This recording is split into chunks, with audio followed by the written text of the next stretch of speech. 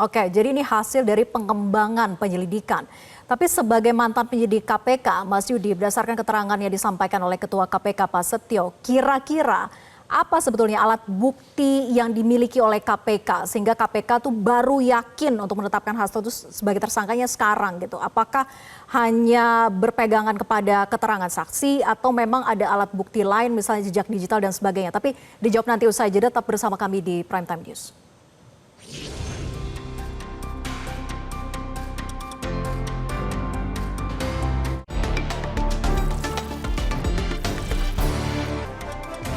Kita lanjutkan perbincangan, saya ke Mas Yudi lagi. Mas Yudi, jadi kira-kira apa saja sebetulnya bukti yang dimiliki oleh KPK sehingga baru menetapkannya sekarang? Karena kalau kita mengingat pernyataan dari mantan penyidik senior KPK, Novel Baswedan, menyebut bahwa berdasarkan bukti-bukti yang dimiliki KPK, penetapan tersangka Sekjen PDIP Hasto Kristianto itu sejatinya sudah diusulkan oleh penyidik sejak 2020 lalu. Nah, namun katanya pimpinan KPK saat itu tidak mau dan meminta Harun Masiku tertangkap dulu. Nah, jadi yang perlu dipertanyakan, ada apa dengan pimpinan KPK yang dulu? Apa iya ada intervensi, Mas Yudi?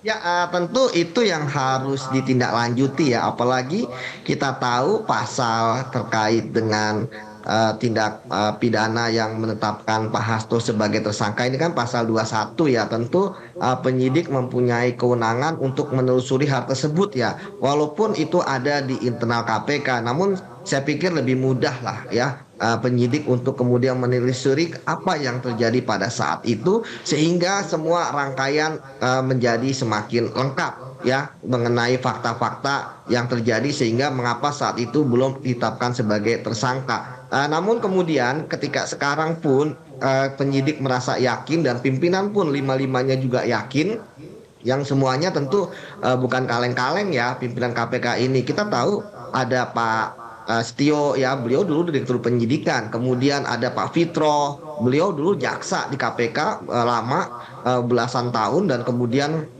sekarang kembali sebagai pimpinan KPK, direktur penuntutan juga. Artinya bahwa untuk kasus perkara korupsi saya pikir mereka sudah bukan pemain baru ya. Seperti saya katakan bukan kaleng-kaleng lah. Nah, ketika sekarang Pak Hasto ditetapkan sebagai tersangka untuk kedua kasus tersebut, saya melihat bahwa tentu penyidik ini kan juga penyidik yang berpengalaman ya, bahwa tentu mereka tidak akan ya menyandarkan kepada hanya satu keterangan saksi atau dua keterangan saksi ataupun hanya kepada satu dokumen ataupun satu surat ataupun keterangan ahli dan lain sebagainya. Karena kalau misalnya hanya pada hanya sedikit misalnya hanya dua alat bukti ya walaupun bisa sudah menetapkan sebagai tersangka tetapi itu akan sangat riskan ya ketika misalnya seorang saksi dia akan mencabut pernyataannya seperti itu. Jadi saya pikir kalau untuk kasus ini bagi saya ya sudah clear lah terkait dengan penetapan tersangkanya.